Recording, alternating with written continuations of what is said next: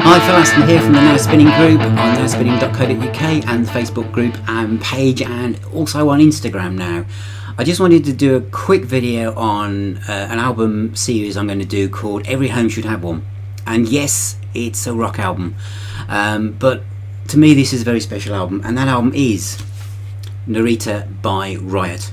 I love this album. It's probably got one of the worst covers ever. Whether it's a heavy metal band or whatever kind of band, this is just, the cover is just dreadful, and the one before this was dreadful, and the one after this was pretty dreadful.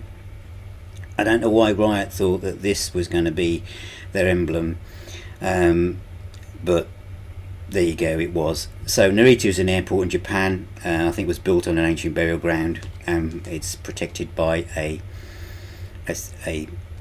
sumo wrestler with a seal's head. But that aside, this is just brilliant. I just love this album. I bought the first Riot album after hearing a track called Overdrive in Bogarts in Birmingham, and loved it. And this came out soon after I'd heard that. And Riot went through lots of different styles of music. They really were an amazing band. And Mark Reale on the guitar is sadly no longer with us. Went away into the desert to learn how to play power metal and thrash metal at one point, and his whole style of guitar playing was completely changed, you know, as they went down a different route. But this period of Riot is when they're a hard rock heavy metal band, playing with a lot of feel, and the guitar solos that he plays on Waiting for the Taking, which is probably one of my favourite tracks they ever did. It's like Ronnie Montrose from Rock Candy.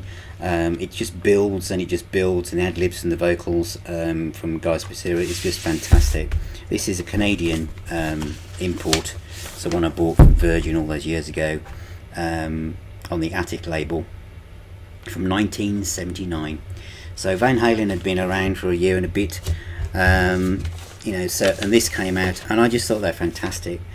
I think this is could have been the first time I saw them live was the year later when they supported Rainbow at Donington. And it's the album after this everyone goes on about, but this to me is the one to have. You know, from Waiting for the Taking, 49er, Kick Down the Wall, Born to be Wild, which is the cover obviously, Narita, which is stunning, Here We Go, Come Again, Do It for Love, Hot for Love, sorry, White Rock, and Road Racing. Road Racing they're still doing their set today. It's absolutely brilliant. So what should you try and find?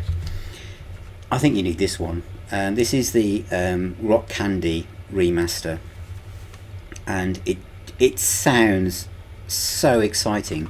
And a bit of trivia for you, I used to be in a rock band called the Handsome Beasts, and Riot used to play Breaker by the Handsome Beasts before they came on stage.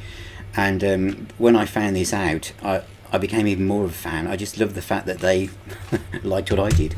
But this is just brilliant. There's no extra tracks on it. There's some bit of history about the band. As usual with Rock Candy releases, there's a lot of love and heart has gone into this. You know, so I cannot fault it.